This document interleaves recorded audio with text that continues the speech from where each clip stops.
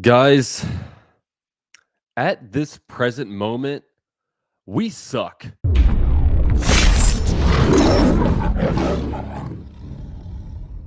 Before we get into this video, quick word from our sponsor, BetUS. BetUS, America's favorite sportsbook, where you can bet on everything anytime. Sportsbook, casino, horse racing, live betting, and more. We have the best bonuses in the industry. That's right, get a 125% sign-up bonus. And to celebrate our 30-year anniversary, we are giving up to 30 risk-free bets, a truck, Super Bowl tickets, and more. Don't miss out. Play smart. Join now. BetUS, where the game begins.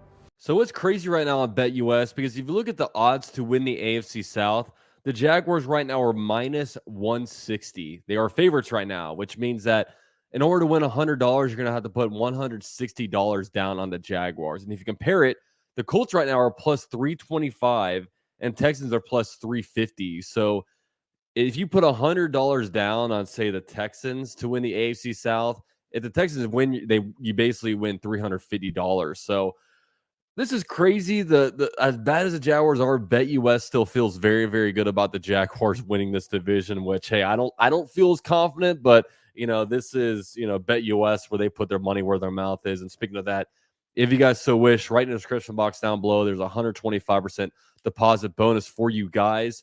The Jaguars, as bad as they are, they're 7-point favorites against the Panthers, which we'll get into a little bit later this week. But yeah, all that is right there for you guys. Thank you, BetUS, for sponsoring this video. All payouts within 24 hours. And with all that said, let's get into this video.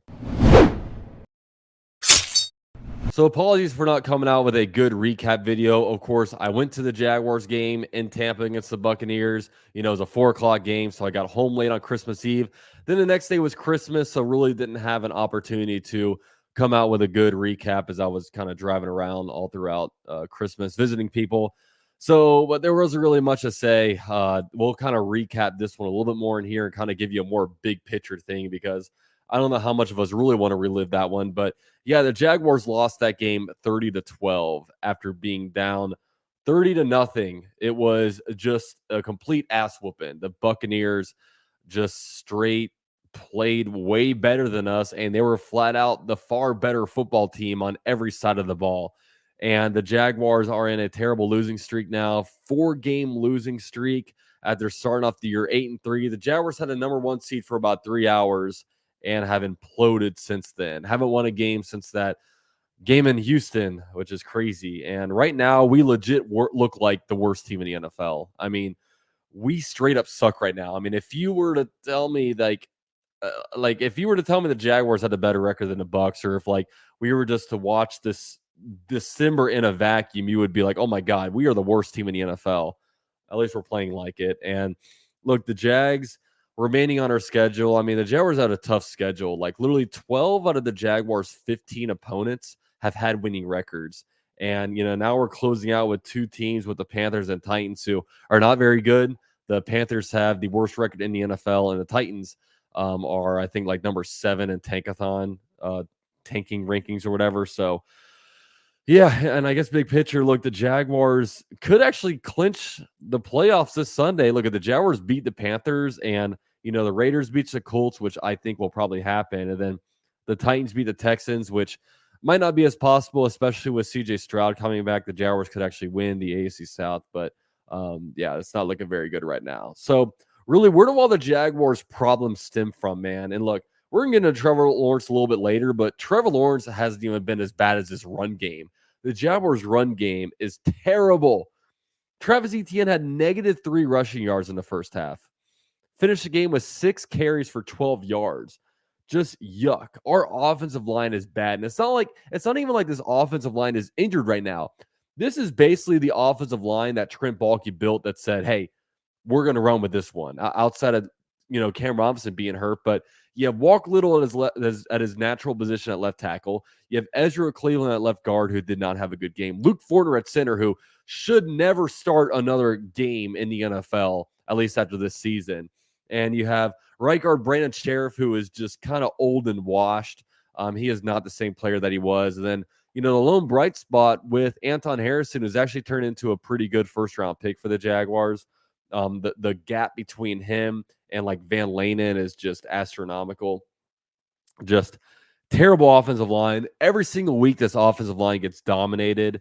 And, this is an offensive line that has a lot invested in it. And, this is the offensive line that the Jaguars are trying to make their Super Bowl push. And this is what our GM puts together, this offensive line. And look, people are going to be like, oh, well, you couldn't have predicted this to happen. Well, I'm not getting paid millions of dollars to build a Super Bowl winning team, okay? That's why you have 32 general managers in the NFL, 32 of the top roster building dudes to come out here and do this, and ours has failed us this year. Trent Baalke has not done a good job at all. Look, 2021 class, nice. 2022 free agency, nice. Outside of that, a whole lot of nothing, especially from our day 2 draft picks of the 2023 NFL draft. Just yuck. And look, Trevor Lawrence stinks right now. Look, he is hurt. He's dealing with a left knee injury, a right ankle, his concussion, and he suffered a shoulder injury this game. And now he's questionable another week of potentially no practice, only to play on Sunday and stink it up. I mean, look, if I'm the Jaguars at this point, I am 100% sitting Trevor Lawrence the next couple of weeks. A CJ Beathard should ideally be able to beat the team with the worst record in the NFL and should be able to beat the Titans who, have a losing record, who aren't a good team. And, my hope is that the Jaguars can bench Trevor Lawrence, give him a couple weeks of like a mental and physical mind reset. So maybe if he comes back in the playoffs, he can provide some kind of a spark. Because right now it's looking like it'll most likely be the AFC South champion at home against the Cleveland Browns. And the Cleveland Browns are a pretty freaking good football team right now. They're playing really, really good football, as good as really anybody in the AFC, it appears. So, yeah, Trevor Lawrence is hurt. He's inaccurate. He doesn't look confident. He's just not seeing guys open. It's just been really bad for Trevor Lawrence, and it's been getting like kind of worse. Really, ever since that ankle injury. Before the ankle injury, he was balling. And then after the ankle injury, he looks like Blaine Gabbert. You know what I mean? Completely different quarterback, unfortunately. So, yeah, I just hope that, look, he's probably not going to practice this week. So it's like, dude, like at some point we have to sit here and say, look, this guy is not helping us right now. He's hurting us with, whether it's all the injuries or whether it's just everything mentally. Just we need to sit him because at this point he's not helping us, and that's okay. Look, you shouldn't expect a guy with a million different injuries to be able to be a huge catalyst in your team's success. Just chalk up the L, sit him, and hopefully CJ Beathard can pull through and get us into the playoffs. So and outside of the wide receiver unit right now, it has to be a bottom 5 unit. Look, Ingram, since Kirk's injury, has been nice. Look, 10 receptions for 95 yards this game. This guy is just our two really only consistent and reliable receiving weapons have been Evan Ingram and Christian Kirk. And with Christian Kirk out, Evan Ingram's getting a ton of targets and a ton of receptions. So he's been good. Really, 6 receptions for 90 yards, 2 touchdowns. Really, it just still feels a little bit clunky. I mean, I can't sit here and talk bad about him this game, but because he was scoring the touchdowns, but Elijah Cooks and Tim Jones, look, we're running out 2 guys that we're all debating if they're going to make the final 53-man roster. They're now playing significant snaps for the Jaguars. And, Parker Washington, a day 3 rookie. Jamal Agnew, we're out here playing a punt/kick returner out here. Just this offensive receiving unit's just not good. I mean, it's not good. We got to just pray that, Zay Jones comes back healthy, and it's just this isn't fun. I'm not having fun making this video, just talking about how bad you are. And so that's what's going on offensively. Just O-line sucks. The quarterback has been sucking. Receiving weapons aren't great. Really, we have Ingram, and I love ETN. And look, with ETN, we all know that ETN's a great running back. I think we could debate everything. People are sitting here debating, is Trevor Lawrence the answer at quarterback? I'm still a firm believer in Trevor Lawrence. I still 100% have confidence he's our franchise quarterback. But just right now, with the injuries and everything going on around them, it feels like the coaching isn't great. The locker room isn't great. I just don't think it's a great situation for him right now. And I hope we don't ruin this guy, honestly, because he flat out deserves better than the roster that is being put around him right now. So, yeah, like ETN with this offensive line isn't playing well. The receiving unit, it's just all bad. You know what I mean? It's all bad. And Defensively, look, the big plays aren't being made. This team is driving me nuts because, dude, we cannot tackle the quarterback, dude. Like, Jaguars, they get home on a quarterback and they just can't tackle him. And the quarterback makes a miraculous play, whether he decides to roll out and find somebody deep or whether they run for a clunky first down. It's just bad. And the Jaguars aren't good at tackling either. Like, the first half of the season, the Jaguars were so disciplined and making that first tackle, and just like everything's falling apart on the defense. Just no more big plays, 10 third down conversions. I think there was like 4 third down conversions, 3 or 4 in like the first drive of the Buccaneers. Oh my gosh. The time of possession was awful. 37:07 to 22 minutes.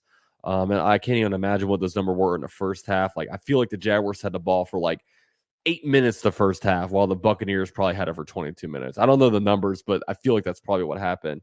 So that's not good. Special teams, McManus is bad right now, man. 4 kicks in a row spanning the course of 3 games with a miss. He has misses in each of the last 4 games where he's kicked a field goal. Didn't kick in the Browns game, but has missed a kick in every game since the Texans game. And he's missed 5 out of the last 7 field goals. Just not good right now. There's people are blaming the wind. I don't know. I was at the Ravens game. I was at the Buccaneers game. I didn't feel a lot of wind. People were saying it was windy upstairs. I don't know, but just awful. Just awful and the Jaguars freaking worked out Matthew Wright today. He was the guy that snapped the Jaguars, 24-25 game losing streak in Miami, or against Miami and London. So I don't know. That's interesting that, the Jaguars are looking at other kickers right now.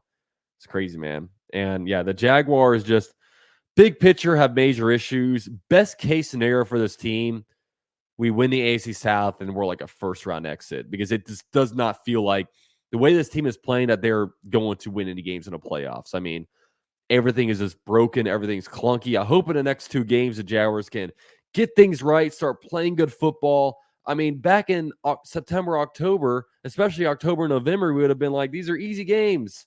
We breeze through these guys. Now we're sitting here worried about the freaking Panthers. The Jaguars on BetUS are somehow 7-point favorites. I don't know, man. I'm not putting money on that. I don't feel good about that. It's crazy, man. It's crazy. And, lots to be said about Trevor Lawrence. I still 100% have belief in him. If you don't have belief in him, you're not going to enjoy watching this channel. So, is what it is. I'm sorry, guys. But while I say he's the answer, I can also hold him accountable. I can say he's stinking the last few games. Trevor Lawrence went out and defended him, saying that the interceptions weren't his fault. It was like Parker Washington's fault. I don't know, man. It's just, he's trying to do too much. He has like a legit fumbling issue. Right now, there's absolutely no run game. So everything from our offense has to come through the passing game, which isn't good. I mean, usually teams that have no run game aren't good teams. The only one that was like the Bills back in the day, but Josh Allen was getting all the rushing yards. So I don't know. Just everything sucks. And look, coaching right now, sorry guys, I'm having to still overcome my sickness, but this is the worst we've kind of seen from Doug Peterson. He just seems like lost. I think the guy that holds most of the blame is Trent Baalke. This is a pathetic roster he's built, and we're getting exposed big time. Especially, look, the offensive line is not good. And then we all praised the Calvin Ridley trade, but what did that do? It made it to where our 2nd, 3rd, and 4th round picks were held in escrow, so we couldn't go out there and trade for an edge rusher. You know what I mean? I mean, now that we're looking back on that, it's like, man, maybe that Ridley trade wasn't the best thing with all these like performance incentives holding our picks like, in escrow. This is crazy. And I know a lot of people say Press Taylor sucks. Mike Caldwell sucks, but I'm almost giving them a pass in a way, because it's like what is Press Taylor supposed to do? We can't run the ball. Like our receivers, I guess maybe he should be able to make it to where Trevor Lawrence and the receivers aren't having communication issues, but we're so late in the season. Why is that happening? And, with Mike Caldwell, look, these guys are in position to make tackles. They're just not making the tackles. I don't know how much coaching tackling a guy can have. I mean, you learn that in Pop Warner. This is crazy. So, yeah. Big picture, the Jaguars are in an awesome spot to win the AFC South. I mean, is there any 2 better opponents to end the season against. I mean, you're about to play the team with the worst record in the NFL, and then you're going to end off the game. Every team ends the season with a division opponent. We don't play the Colts. We don't play the Texans. We play the Titans, who are the worst team in the AFC South right now. We have the best schedule possible to end this season, but we suck. We suck right now. Yeah, we just got to hope that we somehow make it into the dance. And then once you're in the playoffs, everybody's 0-0, and we just got to hope we don't get like spanked, right? It's rough. It's rough. I'm not having fun, but I appreciate all you guys watching. I don't know how many views are going to be on this video. Hopefully I get at least 1,000, but we'll see. We'll see. Thank you guys for sticking with me. Sorry about no recap yesterday. As you guys know, it's Christmas, and I'm a family man. You know what I'm saying? Family man. So I just wanted to thank you guys for watching, and shout out to BetUS for sponsoring this video. If you guys want to bet on AFC South odds or the Jaguars as 7-point favorites against the Panthers, go out there and do it. Thank you guys for watching. Drop a like on your way out, and go Jags.